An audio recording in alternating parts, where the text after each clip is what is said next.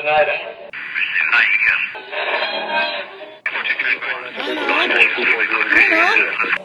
Milo, is that you? There, I think I got it.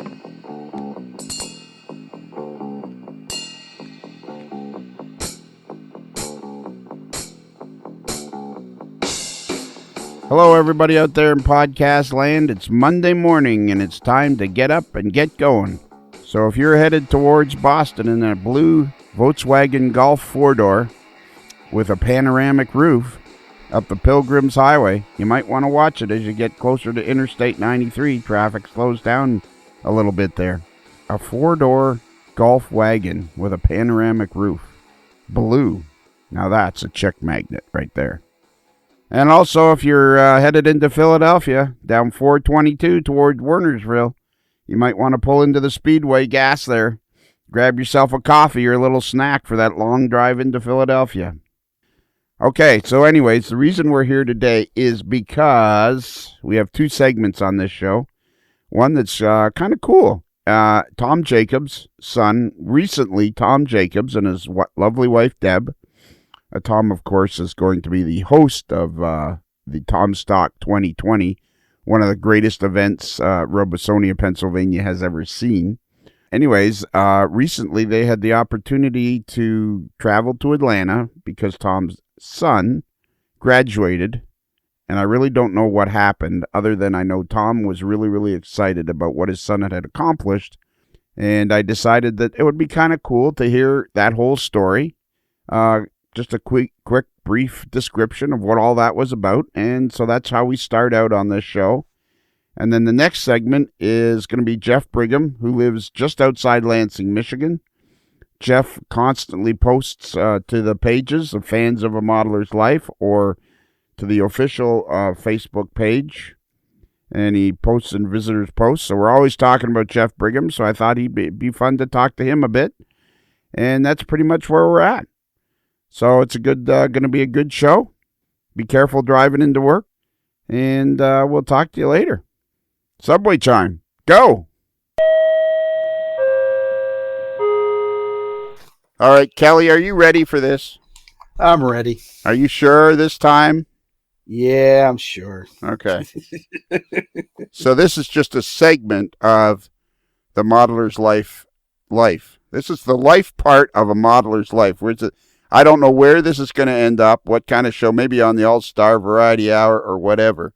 But this is a short segment that we're going to do. And right now we have yours truly, Lionel the Evil Overlord. We have Bruce Kelly, who is the original superfan, the creator of the Kelly Questions. And tonight our special guest is none other than Tom Jacobs from Robosonia, Pennsylvania, in a 20 by 36 foot building where he's modeling the Reading Cross Line Railroad. Nailed it. Perfect. So Kelly, hey everybody. Yep. So Kelly, do you know why we're here? Because I accidentally walked in. Yeah, because you. Yeah,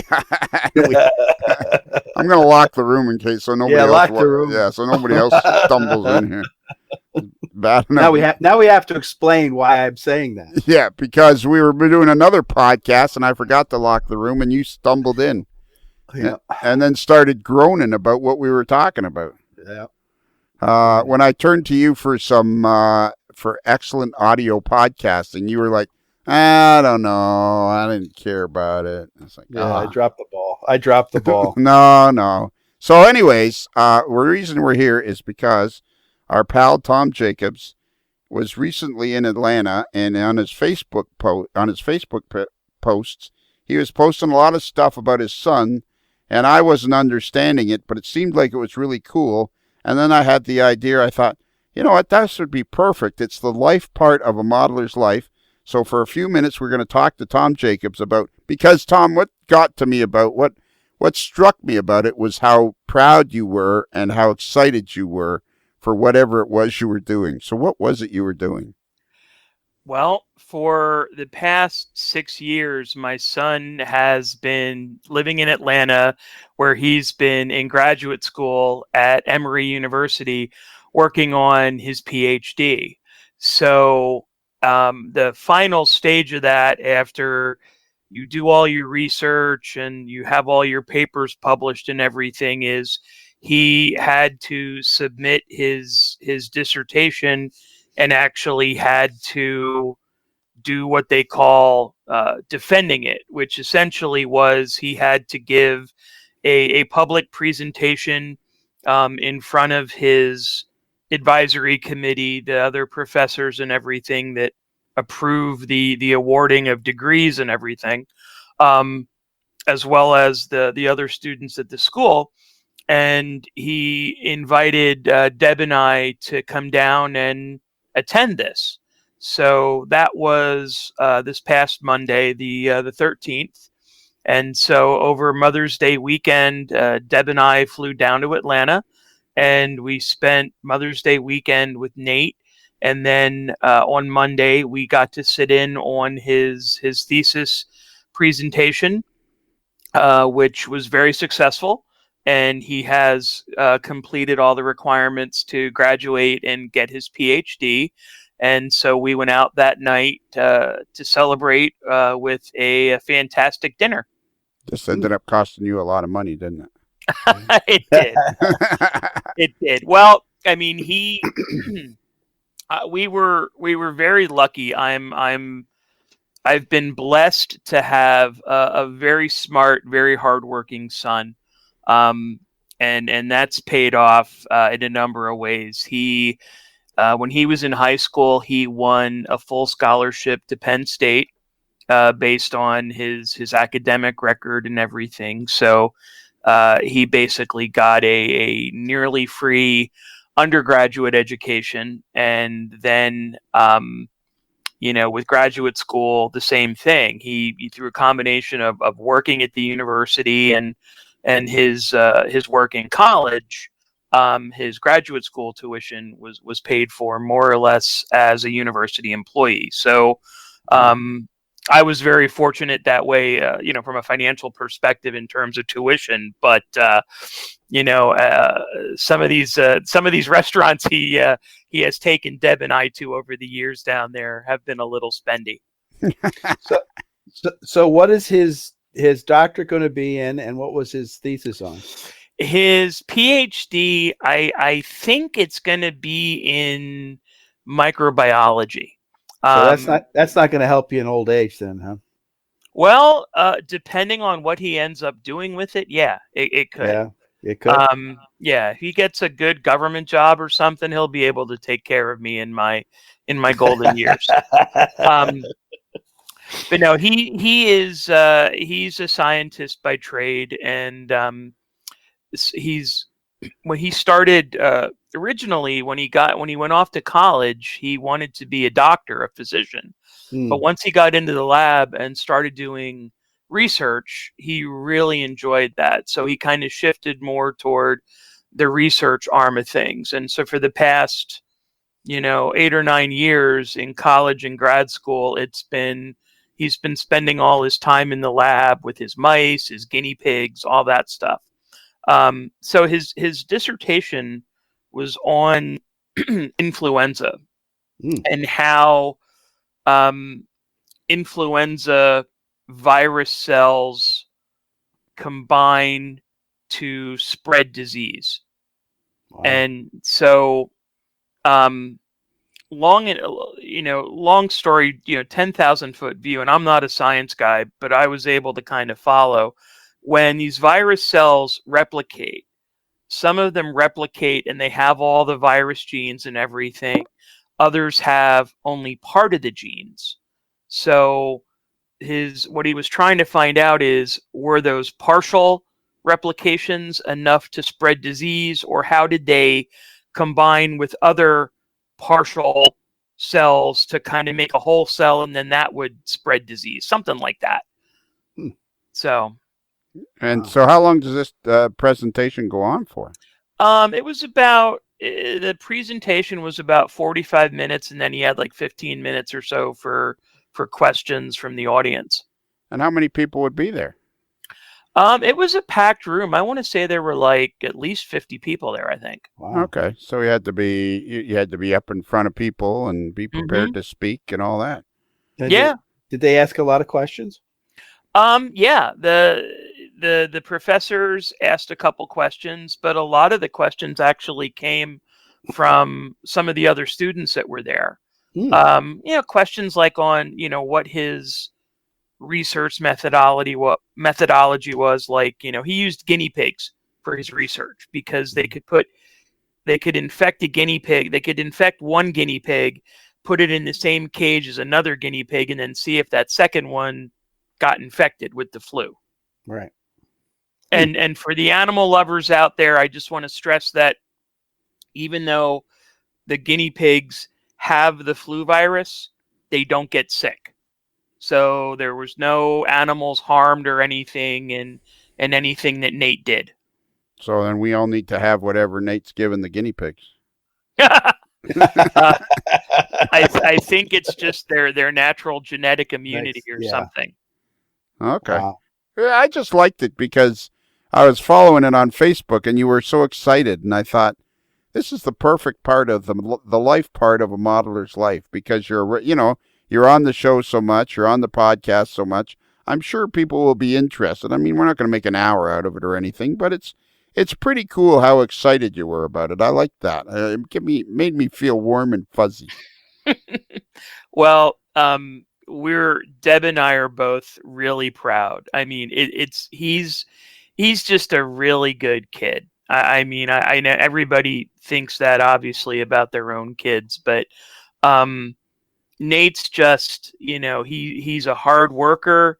He's a very selfless individual. He's a caring person. He's just an all around good kid, and it's been really rewarding as a parent to watch. And I'm sure any parent would say the same thing, but it's been so interesting to watch him grow and develop and evolve over the past 10, 11 years. Because when he was in high school and everything, he was somewhat introverted, a little shy, but when he got to college, he just totally came out of his shell. He just became a lot more extroverted and more gregarious and everything. So it's just been a blast as a dad to watch, all the success he's had. And, you get to the point where you can just, have a conversation about stuff, and you just sit back and like, wow, he's a great kid. He's he's an adult, he's Exactly.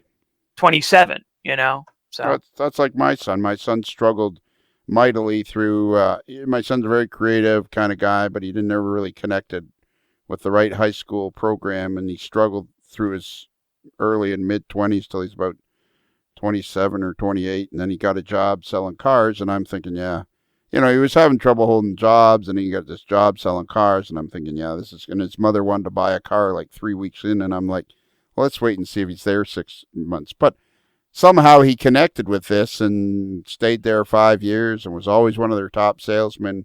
And then my buddy got it.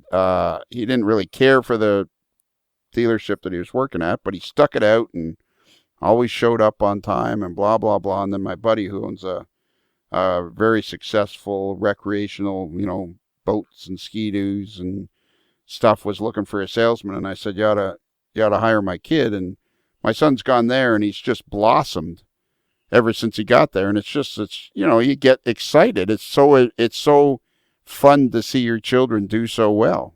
Yep. That is the biggest reward that I think you can get in life. I was actually Monday night after this fantastic dinner that we had after everything was wrapped up. He took us to this, well, he made reservations. I actually paid the bill, but he made reservations for us at the chef's counter at this really nice Italian restaurant in Decatur, which is a suburb of Atlanta. And so basically you sat there looking into the kitchen, and the chef just basically puts food in front of you, you have no idea what you're getting. It's just whatever he feels like cooking. And so we had a fantastic meal. We celebrated and all that, and we Deb and I went back to the hotel, and I'm laying there as I'm falling asleep, and I'm thinking, I've been so blessed just to, have him as a kid and a son, and all the success he's had. Like I could have walked out of the hotel and gotten run over by a truck, and I'd be fine with that. Yeah, exactly. Yeah, I know exactly what you mean. It's like you get to a point and it's kind of like, you see them happy and it's kind of like, you know what, I'm good. Whatever. Yeah, exactly. All right. Well, that's it. Hey, you know what, Kelly? You know what the best part of this is? What's that? You don't have to do the email address because it's just some little segment we're going to stick somewhere. Oh, I was going to do like one L in Atlanta, not two L's in Kelly.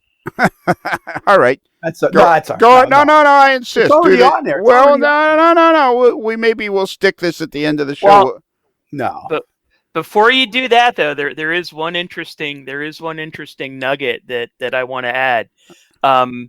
Apparently, Gordy was in Atlanta at the same time I was. Yep. Gordy Robinson. Yeah. Our paths did not cross.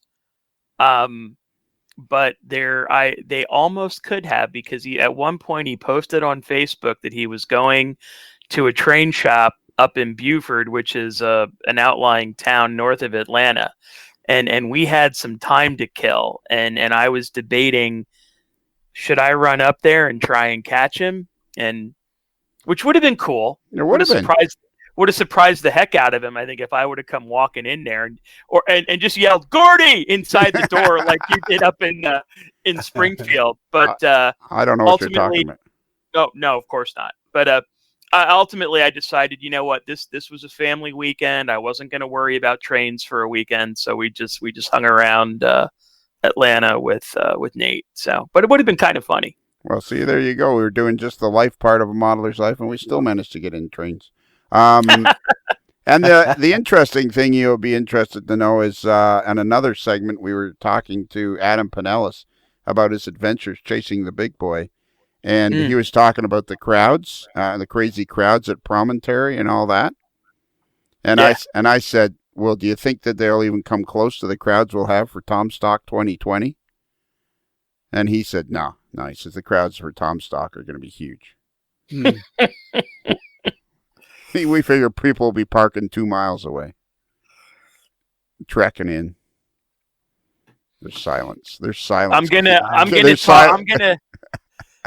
talk to the borough. I think we're gonna use the town park as a staging area, and we're just gonna shuttle people with golf carts. We'll just have a stream of golf carts or those short shuttle buses just to keep ferrying people. Can I drive the golf cart? Absolutely. Perfect. All right, that's it. All right, see you, boys. Take care. Okay, I hit the button. This is exciting. I am now talking to somebody that we've only exchanged maybe half a dozen words before I turned it on. Yeah. And his name is Jeff Brigham. Am I saying your last name right? Yep, you are. Okay, so this is like the same as when I talked to Aaron Maui, because you post a lot on the page, and it's kind of like, I could set up a formal interview to talk to everybody, but like the more people that connect with the podcast, the more you want to talk to, at least get to know the people. So I'm always talking about you on the podcast. So I thought, well, we'll talk for a half an hour, 30, 40 minutes, and then people can get to know you. Yeah. Did you listen to today's podcast yet? Oh, yeah. I listened to all of it today. All right. Well, it's the same. I got a little preview of what's to come. Yeah. So, it's the same idea, only it's just you and me. There's nobody else here, though, because this was spur of the moment. Bruce, the moderately agitated mail boy, isn't here. There's nobody in this studio but you and me. I know. You'll definitely be able to hear any crickets. Yeah. And our buddy Adam Pinellas was here for a minute. He was testing out a new microphone, but he was making some brats he was cooking up some brats, so he's out of the loop. So it's just you and me, buddy. All right. So you live in Michigan Yep. on a farm, Yeah, pretty much. pretty much. I or- actually, I grew up in Lansing. right. And my wife and I got married, and got property that had about 5.5 acres, and we could bring our horses with us. Okay. So that big barn you've built is on 5.5 acres? Yep. All right. So, and then you have your horses. Okay. So how big is that barn that you built, the riding barn? It is 60 by 132. Holy mackerel. Is that pretty standard size for a horse barn for riding?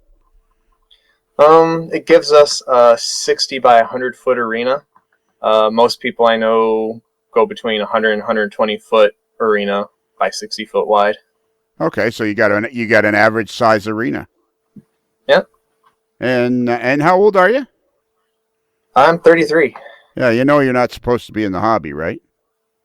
I know, I should disappear for a while.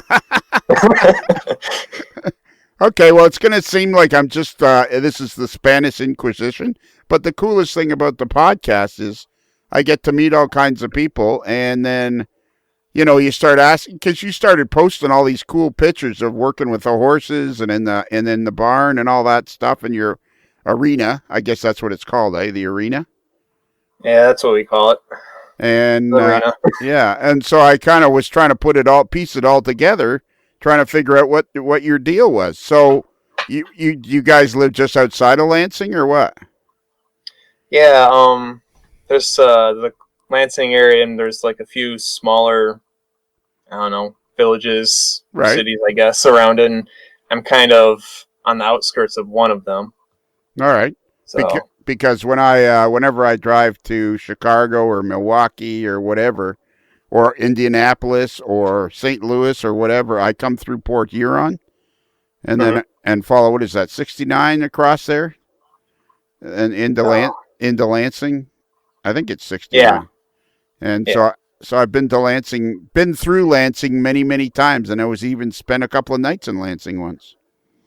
Oh, really? Yeah, so we may have bumped It's into a nice each- place. It's all right, yeah.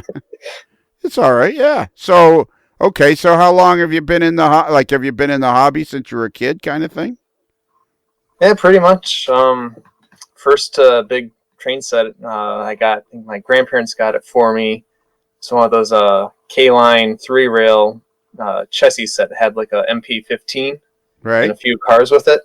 It was a Christmas present to my brother and I. right. I used it. He didn't so much, and I just continued buying stuff for that until probably, I think, 4th grade, and I went and bought a Bachmann HO set and stayed in HO from then on. Yeah, and okay, so your brother didn't use it much, but you did. It's something about trains that the people that are drawn to it. Period. End of sentence. Yep. It's just it's whatever. And have you got a layout now? You have plans for a layout, or what happened? Did you went through school? Did you build a small layout in your parents' house, or what? I kept it to Bachmann Easy Track on the floor for the most part. Right. Then took the obligatory break, and then what really got me back in when I was in college was Blackstone announced their K27s. Right. So I was like, oh man, those are really neat. And one of them that they show off is the K27 number 464, which lives in Flint, Michigan. So I was like, well, if I get into trains again, I can do HO and I can model that too if I wanted to. Yeah, and so how come it lives in Michigan? It was Well, tell me so everything. Tell me everything you know about the. What did you say? K27. yeah, it's the little mud hens, those small Mikados that Yeah. Denver and Rio Grande had, and I think that one 464 got sold to Knott's Berry Farm in California, Right. but it was actually too big to run on their curves. So eventually it got bought and sent up to Genesee County in Michigan, where there's a they call it the Huckleberry Railroad. It's a little village up there that has like old period buildings, and Right. you go there and it's really neat. Yeah. But it's the largest engine that they have, so it's kind of the star of the show for them. Right. And so does it run up there pretty good? Or is it just Oh sitting? yeah. Is static, or Oh. how much track do they have? I don't know how much track it is. It's kind of it goes out, has a turn around, and comes back the other way and turns around, brings you back to the station. Right. And the ride's about half an hour, I think.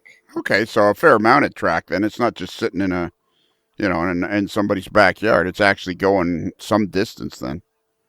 Yep, and goes out of the park, crosses some roads, so everyone has to stop. And I mean, who doesn't want to stop and watch one of those things go by? Well, that's So I think it runs May into December because they have a Christmas train that you can go on there. Oh, really? And where is it again, just so people can track it down solidly? And say that again. It's in Genesee County, outside of Flint, Michigan. In some place called Crossroads Village. Crossroads Village. Okay, I'm gonna look up. I'm gonna work the Google on the internet. So have you bought many of those Blackstone models? I have 3 of the K27s and 1 of the C19s, ones that they came out with a few years ago. It's just consolidated. Right. And so you have some sort of plans to build a layout and things like that, or at least modules or something. Yeah, that's going to be the second layout.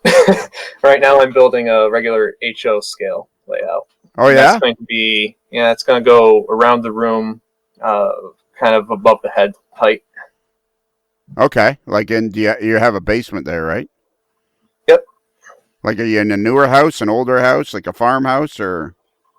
Well, it's a newer house. We bought it. It was foreclosed. So Okay. half of it is a modular house, and the other half was like a addition that was built onto it that pretty much doubled the size of the house. Right. And it's got a full basement all the way around it, or? The addition had a basement. It's a full walkout basement. Oh, yeah? So sounds like you got some room to build then. Yeah, and I don't know. My plans are that in 20 years or so, when kids move out, I might be able to take over their playroom, which used to be the old master suite. So we kind of tore that out, so it's just one big room. So it's 13 by 23 feet. Oh, perfect. So you're building something that's going to go around the walls. Explain that to me again. So this one's the Southern Pacific one. Right. And I liked their larger steam, and I want to just, run passenger trains, run them around so I can watch them. Right. There's a small yard. And, to do that, I kind of just need to go around the room to keep my curves as big as possible. Okay. So, and that's, up above eye level for me. Okay, and the room we're talking about is like in the basement. I'm just trying to... Yep, that one's in the basement. It's about 10 foot by... 11 foot by 13 foot. Okay, so that's all that's going to be in that room is your layout. Well, that one, and then, it's pretty much my train room. Okay. And then I'll probably build my HON3 layout down there, and that'll be more of a layout that you can do more stuff, take it to different mines. It's pretty much a freelance with Denver and Rio Grande Western in mind. Yeah, so how did you end up interested in steam? Because I don't think that's particularly common in guys that are in their 30s. I don't know, especially, I started off with pretty much a diesel engine. I remember the next one that I bought was a dummy diesel engine, E-unit of some sort. Right. Then, after that, it's like, I don't really want this. So I went to a train show swap meet and ended up picking up a old Lionel, I think it was a 240, and then it's just been steam after that. Huh, that's cool. Steam's kind of, has a little more romance about it because, it's taken place so far in the past and the steam engines seem more alive. They make a lot more sounds, tell you what they're doing, basically. Well, that's for sure. That's for sure. And you must at least have some ON30 tracks, so you've been able to run your Blackstone models up and down a piece of track and stuff. Yep. I usually, whenever I get something, especially on eBay, I'll test it out. And I picked up a lot of the cars, the passenger cars that they came out with, and installed the DCC lighting kits on them. And took a step further with their the cabooses that they had, installed the decoder, the lighting kit with that, and then went and added more lights and functionality to them. Wow. And so, and Blackstone, of course, does all that stuff come DCC ready? No. Well, the engines came with soundtracks installed on them. Right. The passenger cars, you have to pop off the roof of that, put in the wipers for them, send the wires up through the bottom, and hook them up to the DCC decoder for them. Same with the the boosts, yeah. Yeah, okay, but all the locomotives come DCC ready, probably with sound and the whole 9 yards, eh? Yeah, I think most of them were probably sold with sound, but you could get them where it's just DC, but DCC ready. Yeah. Well, my buddy George Bogatuk, who works for Soundtracks, he'll be glad to hear that you're loading up on Blackstone models. Yeah, I felt I joined up too late. I was scouring the internet for that the number 464 for it. I was able to find a whole bunch of other ones, but then I ended up posting on Yahoo groups, and I was interested in getting one, and some guy sent me a message, "Hey, I'm ready to part with mine." There you go. Okay, I'll take it. And what are the Blackstone locomotives? What do they cost these days? Like, I'm not, I know of them, but I don't know a lot about them. You'd probably be lucky to get them, around $400. Yeah. But yeah.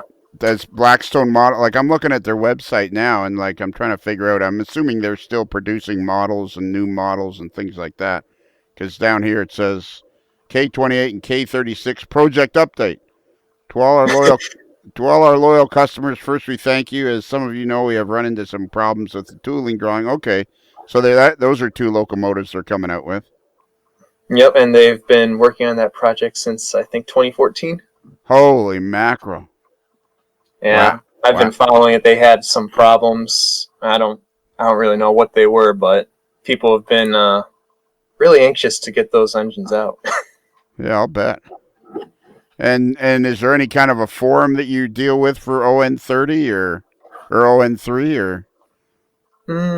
Well, there's some Facebook groups. I think there's HON3 Model Railroaders. Right. And then there's Yahoo groups. But I think Yahoo groups has been broken up a lot. Yeah. So I haven't really tracked down where they went to. Yeah, here's the DNRGW and RG's, the C19 Constellations are $500. Yeah, you can find them for a little bit cheaper than that, but can you? I think the one the one that not from them. I don't think they're. Oh wait, yeah, actually, I think some people still carry them. I think I've seen a couple of them on Train World and Tony's Trains Exchange, but I picked up mine on eBay. It was one of the ones that had DCC sound and was weathered from the factory, and wow, that's why I ended up paying was I think $390 some. Okay, so you got it front. So that's the list price is $499.95. And then it goes like anything. It goes from there, and you shop around and whatever. Yep. Yeah, the weathered ones, the pre-weathered ones are nice too, eh? Yeah. And they run so nice, and they're such good detail and everything. It's like, I remember when they first came out, you were kind of like, wow, these run like Swiss watches, these things. Yeah, watching those come out, that was the first time I saw manufacturers put out like the actual CAD drawings that they're using just to show how much detail was going into it and how all the detail was road specific. Yeah. I don't know where that came out compared to when Genesis started hitting the road number specific, but I think that was probably one of the beginnings of it. And you know what But CAD? not, you started. You know what I don't CAD? know what does CAD stand for. Computer-aided design. Yeah, Lex, I think I've heard you mention that. yeah, Lex Parker taught me that. It's also the short form for the Canadian dollar, but that's another whole story altogether. So Yeah, we like to collect those loonies. yeah. So tell us about this horse barn, because we've been seeing a lot of pictures of this arena, and you're driving around in your four-wheeler and cleaning it up. So do you and your wife are heavily into horses, or very serious about horses, or what's the word when you're interested in horse riding? I think we're just called horse people by a lot of others. Oh, okay. You're horse people. So are you really, you must be fairly fairly involved in it to have build your own 130, what'd you say, 130 by 60-foot arena? Yeah, 132 by 60. Yeah, I think that's about half the size of Tom Jacobs' barn for his mushroom layout. So, okay, so you guys must be pretty heavily involved in being horse people if you have built that giant arena on your 5.5-acre lot. Yeah, we go camping with our horses actually. Oh, do you? Oh yeah. Well, we have quite a few areas around Michigan where it's for equestrian riding, so you can haul your horse trailers there and stay overnight and go out riding. Pretty much, and we'll do that all weekend. Wow. And how did you guys get involved in that? Well, I've always been okay with horses, interested in them. It's like, oh, they're fun to go out. You can go out and enjoy nature, basically. Right. And when you're out there on a horse, a lot of nature, they're not afraid of you anymore. Right. We've gotten within 10, 15 feet of deer just riding along. And all they do is stare at you. Right. Yeah. Because you're just a horse. Yep. And then my wife, she was bitten by the horse bug a long time ago and was bit really hard. So we've ended up where I have a horse, she has 3, and my daughter has a pony. So it sounds like your wife was the one that you met your wife and you had a passing interest. Like, how would you, like, you grew up in Lansing, did you?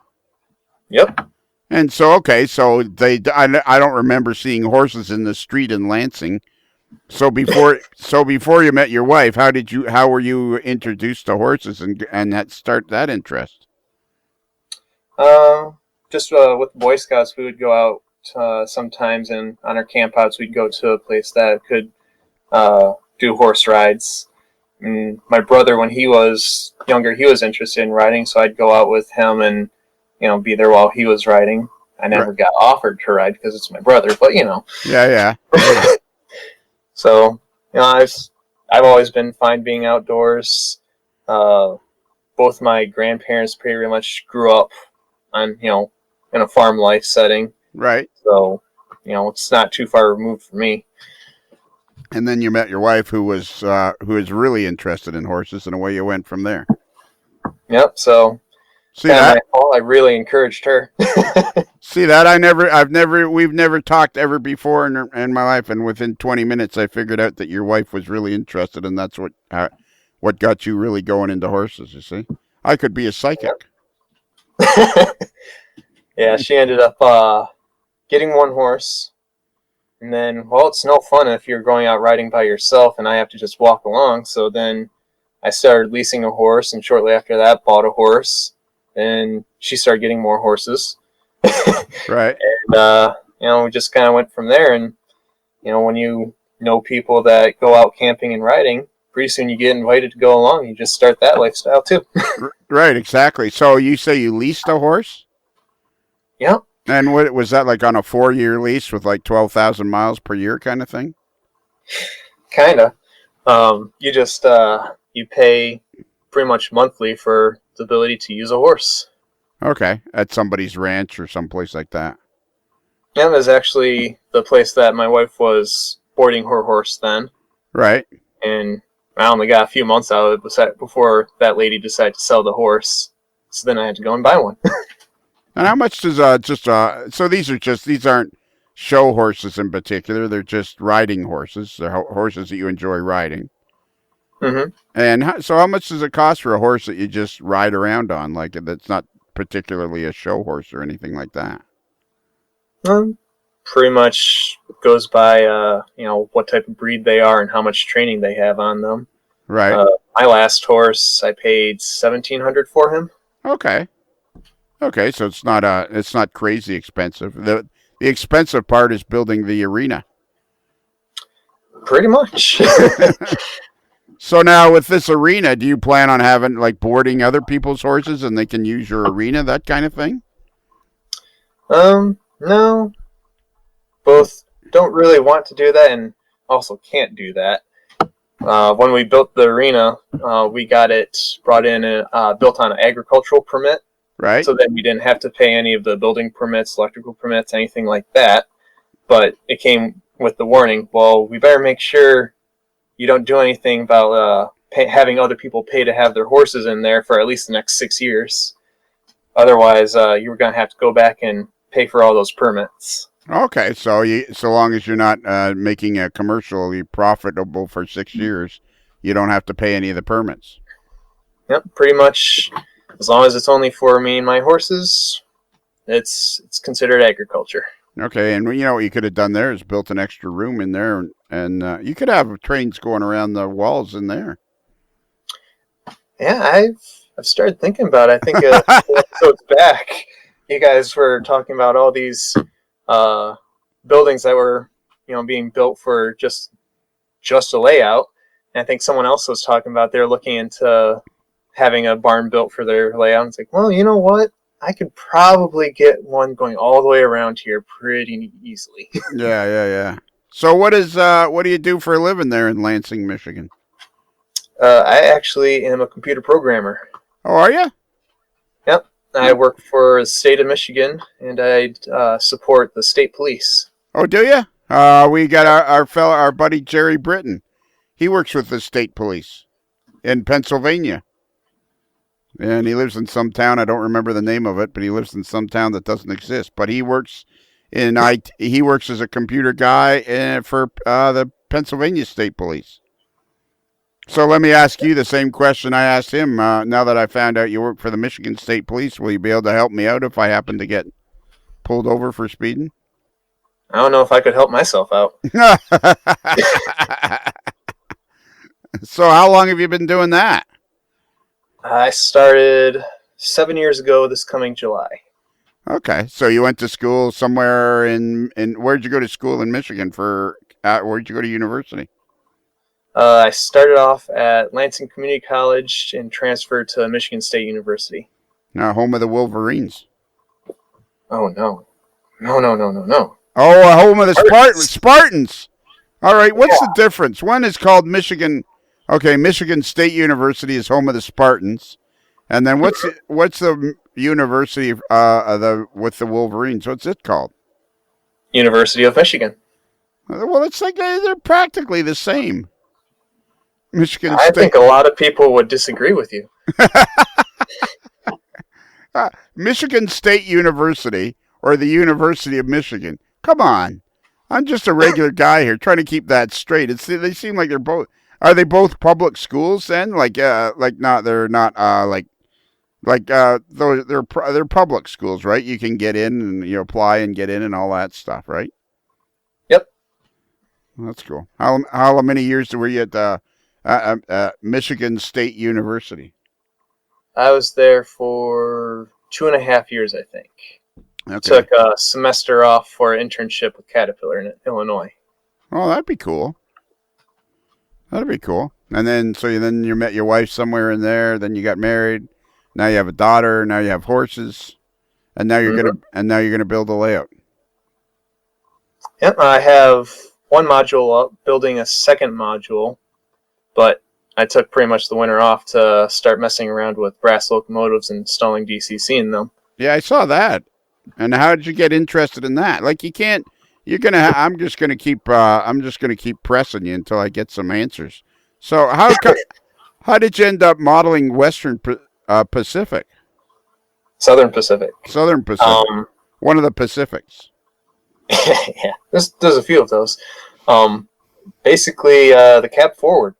I really like those engines. So that was the first big articulated engine I had in HO was a old Rivarossi cab forward. Right. I was like, they have really neat engines. So, started doing those and their GS4s, what the 4449 Daylight is. Yeah. So just started from there. And then, once I got pretty much my fleet built out for that, I was like, you know what? I'm in Michigan. Why wouldn't I try to look at what's around here? And Grand Trunk Western ran right through. I used to work at Potter Park Zoo when I was younger, and their main line runs right next to that. That's where the old concrete coaling tower is. That straddles their main line. Right. So I used to see that almost every day. Okay. So, all right. So, but you're modeling Western Pacific. Yeah, my HO layout is Southern Pacific. Southern My Pacific. HON3 layout is Grand Trunk or Rio Grande Western. Right. And then I was like, I really like Grand Trunk. They're local, and I met up with some guys that are in a club nearby, and most of them are doing Michigan stuff, Grand Trunk stuff. Right. So I was like, well, if I get around to joining their club, it'd be pretty neat to bring that over and run it on their stuff. Okay, so that's why you're building Grand Trunk stuff is to run it on that layout. Well, I have fun on my own. I'm not going to be too strict on what's running on my layout. Right. Okay. No, I'm just fun, right? Absolutely. That's the number one key is the having fun with it. And sure, some guys are avid prototype modelers, and some people just, it sounds like you like the tinkering with the locomotives and stuff like that. I sure do. I was real afraid of even getting into brass because I thought, as soon as you buy a brass engine to do anything, you're gonna have to start taking it apart. What if I can't figure out how to get it back together? What if I bend something, screw something up? Well, the only way to figure that out is to try. So I started, and I've had 2 brass engines so far. One is a Grand Trunk Western that I put in DCC in and worked out really great. I took it over to a guy's layout that's near me and ran it on that. And then second one I got was a Southern Pacific AC9, Right. which is basically their forward-facing cab forwards. And I was almost done with doing a DCC installation on that when I found out that the gear towers were completely screwed up on them. Oh, yeah? So, yeah. But it's like, I'm not quite there yet on taking that apart, putting a new one on, and quartering all those drivers. So, a guy that I found on Facebook, I joined a group that he's a administrator in. It's a brass model paint and repair. Right. I was talking to him about it, and he's, I have the gearboxes for that. If you want to send it to me, and I can fix it for you, please do. See, it's when I'm talking to guys like you, and you're talking about, you found this Facebook group. What was it called? Brass Models what? Brass Models Paint and Repair. Brass Models Paint and Repair. I'm going to put that in right now and see if I can find it. I never can. If you listen to this show at all, I can hear you banging on something. What is that? I was just typing in to make sure I got it right. Yep, Brass Model Paint and Repair. All right, Brass Model Paint and Repair. So, okay, so the part, what I was going to say is, what I find so fascinating doing this podcast is it's like we're talking away, and it's like you found this place called Brass Model Paint and Repair. How many people do they have in their group? Let's see. They got 1,000 members, 962 members, and how did you just found these guys because you were on Facebook and looking for somebody to help you, kind of thing? Yep, pretty much. Searched on Facebook, see where I could find a group of people that knew about what I was getting into, so that way you have a support group pretty much. Yeah. Yeah. If you go to that Brass Model Paint and Repair, the banner where it has that big articulated that's all taken apart. Yeah. That's mine. Oh, is that yours? Yep. And, So that's when I took it apart at my house, right. and I got it. Pretty much, I had to assemble it back up to send it out to the admin who's doing the work on that. Okay, and what's he doing to that? Like, what kind of work does it need? Pretty much the gear towers were junk. Okay. They were plastic and had a lot of movement, and one set of drivers would bind up and stop moving, and if you do some work on it, then you would get it so only one set of drivers would actually move, the other would freewheel, go and do work on it again, and then you'd get it binding. Right. So, they were plastic, they were wearing out. One of the bearings looked like it was, every time you clean it out, you'd come back black. So it was doing something bad in there. So he's actually been in contact with some brass folks over in Korea. Wow. And yeah, he orders new gear towers, motors, stuff like that. Has it available and posts on the group all the time. Hey, I have this stuff that's going to be available. Who wants it? And pretty much it's a place to buy, get advice, and talk about other people's work. Cool. And it's a private group, so you apply to join, and away you go from there. Yep. So how did you find our podcast? Let's see. The first time I really went searching for you guys was after you met with Jason Tron and James Wright. Okay. You guys were on a video with him, and you were talking. Like, you know what? I need to find this podcast. So grabbed a couple episodes, started listening to them, and then went and grabbed all of them that were there and burned through them until I could listen to them as they came out, basically. Oh, cool. And when you came out with Patreon, I said, "Oh, I need more." So what's your favorite part of the podcast? What do you like about it? Oh, it's pretty much every episode that you have. It's like you go to like a club or someone's layout that's doing an operating session, or a model railroad supply store, and it's just guys hanging out talking. Right. Talks about train stuff, so you can get advice about that. Talks about life. Talks about everything that you want. Exactly. Well, look at all we've covered in 35 minutes here. We've figured out. So is buying and buying brass locomotives and fixing them kind of a big part of the hobby for you? I've only bought 2 so far, and they've been bought to keep.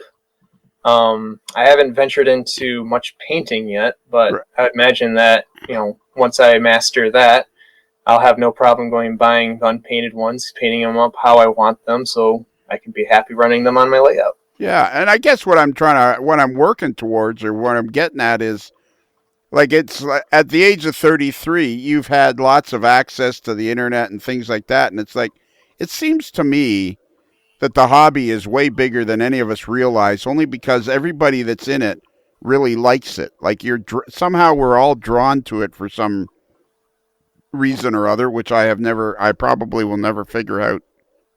And then everybody that gets into it goes down their own kind of little rabbit hole and has their own interesting story, Yeah. Yeah, it's pretty much with the internet. Anything you want to know, you can find a group where there's other people that, share the same belief as you.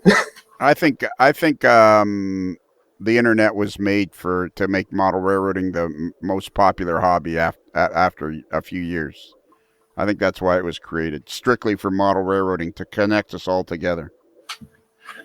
Yeah, I know you tell the story about, you're watching Russian car crash videos. Well, you go on YouTube, and eventually on the Russian car crash videos, you'll see, like, on the side, suggested videos, largest model railroad in Russia.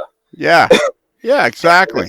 You can just start going down that rabbit hole and finding all these model layouts that, some people have tried to do, like, exact scale replica of an entire railroad. I know, exactly. It's fascinating. So how do you think this went? I think it went pretty well. Yeah, I think so too. So this was our introduction to Jeff Brigham, who lives in Lansing, just outside of Lansing, Michigan. And for those of you who don't live in Michigan or North America, Lansing, Michigan is like halfway between Detroit and Chicago, just to keep it simple. You can hold up your right hand with your palm facing you, and you put your finger kind of in the lower middle part of it, and that's Lansing. Yeah, there you go. Exactly. That's Lansing. Yeah. So what's the population of Lansing? I think the Lansing area is somewhere around 250,000. Okay. So it's a good sized town, and and you're not that far from a fella named Jack Ozanich, which lives down just outside of Grand Rapids, not far from the intersection of 69 and is it 90 that goes across the bottom of Michigan? 94 goes across. Yeah, so Jack Ozanich doesn't live far from the intersection of those two interstates. So you need to track him down because man, he's a piece of work. And so you've already. How did you find local modelers and guys' layouts that you say you went to and stuff like that? There is a once a year train show swap meet, right? And they have a NMRA presence that's there. So one time I was there, and I actually was walking around with my daughter, and he handed me information and gave me his card. And I was like, okay, this is pretty neat. He didn't have a website that I knew of, so I just kind of continued carrying on. And then one of the clubs that's in the Lansing area, they set up for a couple months during the winter at like a science themed children's museum. Right. And I walked in there one time and it's like, you know what? Can I run my engine on your layout? What? Hey, I pulled out this box, and his engine that I just completed a DCC install is right. A little 060 Grand Trunk Western switcher. Showed it to him, was like, can't get this on here? And the guy goes, yeah, come on in. So I put it on there, and I was talking to him. He actually used to work on Grand Trunk Western in the 50s. Right. So we got to talking, and later on he chased me down. He's like, you might want to come to this person. We do operating sessions there monthly. Just give me a call. This is where they live. I go, wait. They live, by this intersection? That's 2 miles from my house. So I actually showed up there one day, and you'll actually be seeing them on Model Railroad Hobbyist and Trainmaster TV pretty soon, because he sent a picture out on Facebook that they're actually there filming today. All right, and what's his name? What's the fella's name? Andrew Kinney. Yeah, I know. The Nashville Road. I know Andrew. He's got a spectacular layout, doesn't he? Yep. So I go over there and I operate once a month. I should come operate there one night. Yeah, because you're not that far away. Cool. This has been very, very cool. All right, we're gonna stop, or else it's gonna get extended too long, and then it won't be. Well, then we will have defeated the purpose. So that when we come back to you next time, you won't be as nervous because you'll be used to talking on the radio and being a radio star. Sure. Did you have any fun? That didn't sound like at the beginning you were having that much fun. Well, I mean, answering questions, it's a lot of pressure. Well, if they were hard questions, but these aren't hard questions. No. How much is it? Can I ask you how much it costs to build a horse arena that's 60 by 132 feet, roughly? Can I ask you that, or don't tell me if you don't want to? That one, the building itself ran around $100,000. Wow, that's cool. That'll add to the value of your property and all that. That's very exciting. Very, very exciting. All right, I'm going to let you go now. We're going to stop now. Is there anything I need to add, or is there anything you need to add, or did we miss anything you were hoping to talk about? No, I think we got it all. Okay, so this was our first introduction to Jeff Brigham, who I'm always talking about because he's always posting on the page, one page or another. So this is it. We talked to him because I was mentioning your name too much, and that was it. And it was unlike the rest of the AML network shows. This one was totally unrehearsed. Yeah, no one sent me a script. Yeah, exactly. All right, Jeff, keep posting and all that stuff and keep putting those pictures up because it's really cool. And I'll talk to you again later. All right, will do, as long as you keep entertaining me while I'm working my horses. Yeah, well, don't hang up because I'm actually going to talk to you after this. This is the showbiz part now. All right. All right. All right, that's it. There it is. There's the end of another excellent Modeler's Life podcast, a Monday morning edition. And now it's the end, and I'm here by myself because I don't know how to finish it. So what I've done is I've dragged our always ready, ever ready Tom Jacobs into the studio. Hey, everybody. Actually, this is perfect. I just realized this. I put out a call in distress looking for somebody to help me end the podcast, and I just realized this is absolutely perfect because you know what's in this podcast? Let me see. Let me first tell you what day this is. Hang on. Don't tell me, Tom. I know you know because you're always much more organized than me. Hang on. Let me see. I'm getting out my phone. I'm pressing all the buttons. I'm pressing June.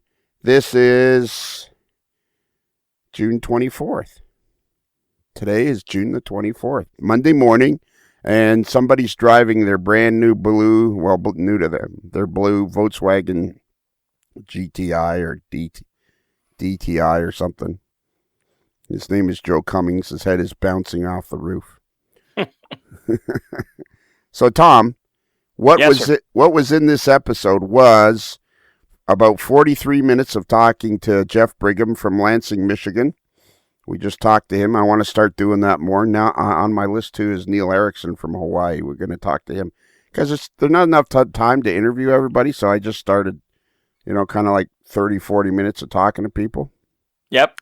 But you know what's ahead of that? You know what the first segment of that show was? I can't imagine because it's always next week on A Modeler's Life. Exactly. The first segment of this show was about 16 minutes long, and it was with a fella named Tom Jacobs, all about his son's...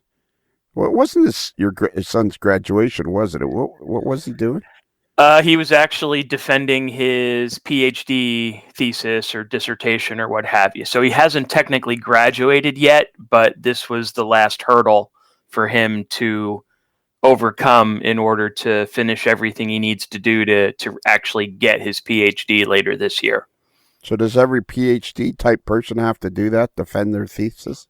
Yeah, that's my understanding. I don't have a PhD, but my understanding is that's kind of what everybody has to do, that regardless of the field you're studying, there's some kind of final culmination activity that all your research and everything, you have to kind of present and defend it.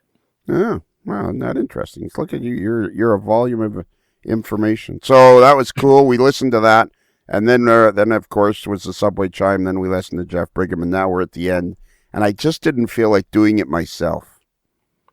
So, I'm always, like any good secret agent, I'm yeah, lurking around every corner, ready to pitch in at a moment's notice. So I tapped my wristwatch, and there you were. Yep. What's happening on the cross line? The 20 by 36 rating cross line layout. Well, we finally have gotten back into regular work sessions after about a month and a half, when I've just been really busy with some other stuff and haven't gotten a lot of work done. But last Sunday and yesterday, we had two phenomenal, really good work sessions with James and Val. We are continuing along with wiring. We're continuing to install servos to control some of the switches. And we're starting now to hook everything up to the computer with JMRI and actually drive everything through the computer, which will eventually help when we get to the point of setting up the signal system and the CTC panel. So we are really, we were away for a while, but we've jumped back in and we're really moving ahead at full speed. So it was a good couple weeks here of getting some serious work done. So feeling good about things. So it sounds like James and Val don't need a whole lot of lead time, eh? Val's retired, so he's usually available. He does a lot of other model railroading activities. He goes to a lot of op sessions, and he actually helps out on a few other guys' layout. So, but Sunday, usually I can count on him for Sundays, and even other times during the week, like if I take a vacation day or whatever. James, he only lives about a half hour from here or so. Usually I can count on him too. And even when he's not available on a Sunday, on occasion he'll come over during the week in the evening, and we'll get a good 3 hours or so done. He'll come by after work, and we'll work on little projects like some track work and stuff. So they've been great help. I wouldn't be nearly where I am right now with everything if it weren't for those two guys. So it's there's a couple other guys that I'm hoping to get involved, but yeah, those guys have certainly been the mainstay over the past several years. Now, how did they originally get involved, those two?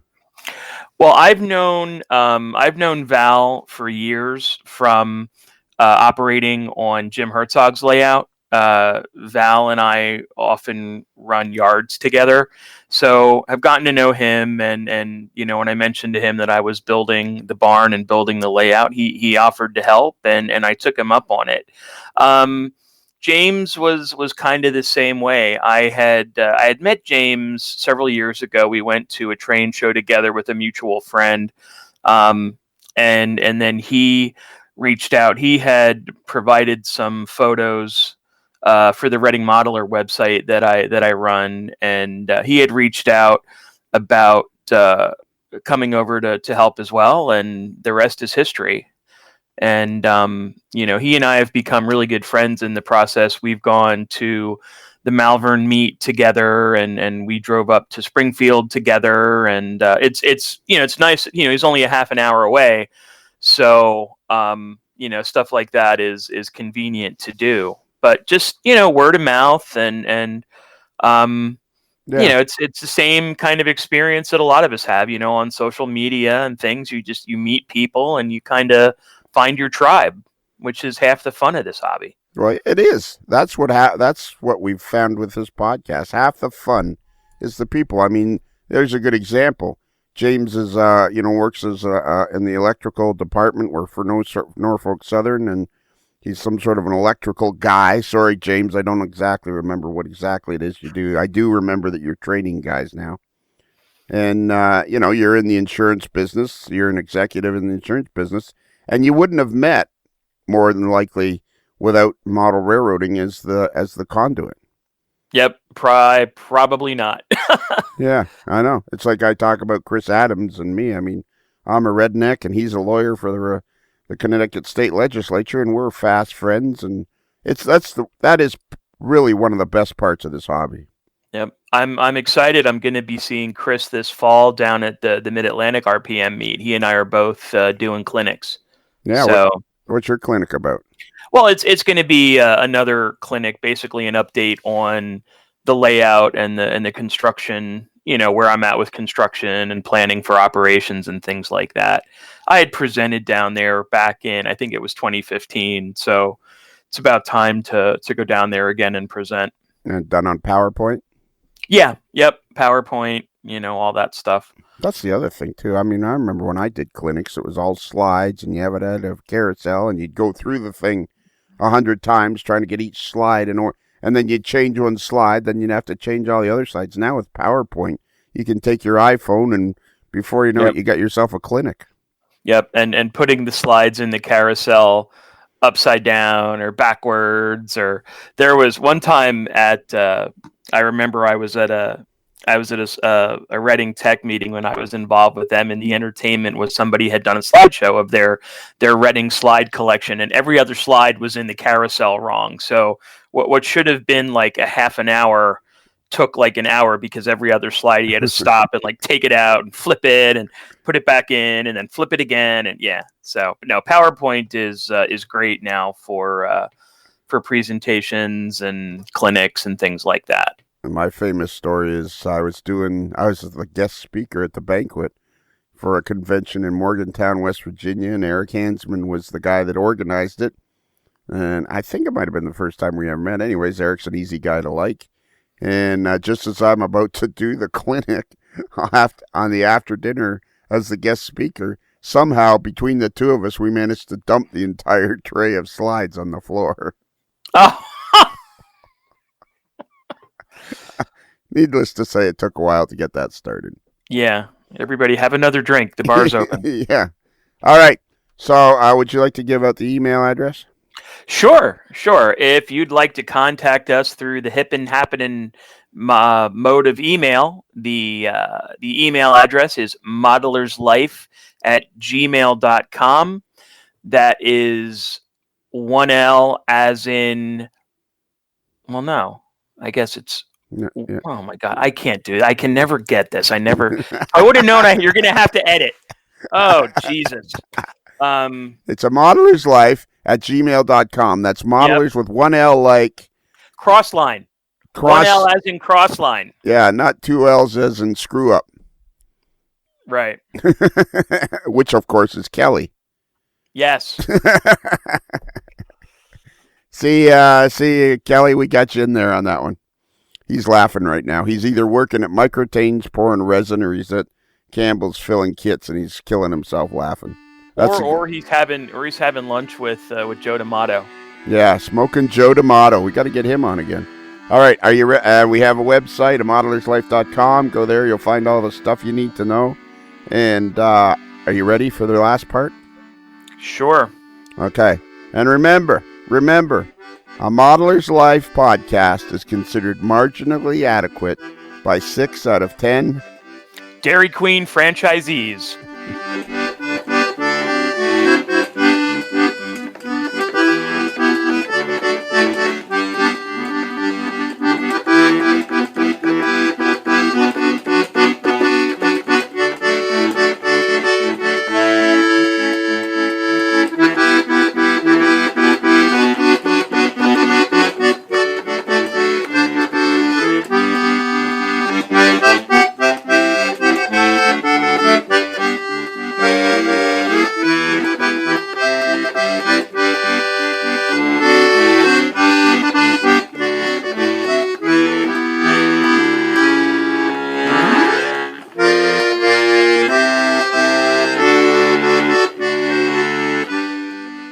While in Busted Knuckle, guests of a Modeler's Life podcast stay at the Casa del Sol Motor Court and Inn, where late night dancing at the Rumba Room is a magical event to be experienced.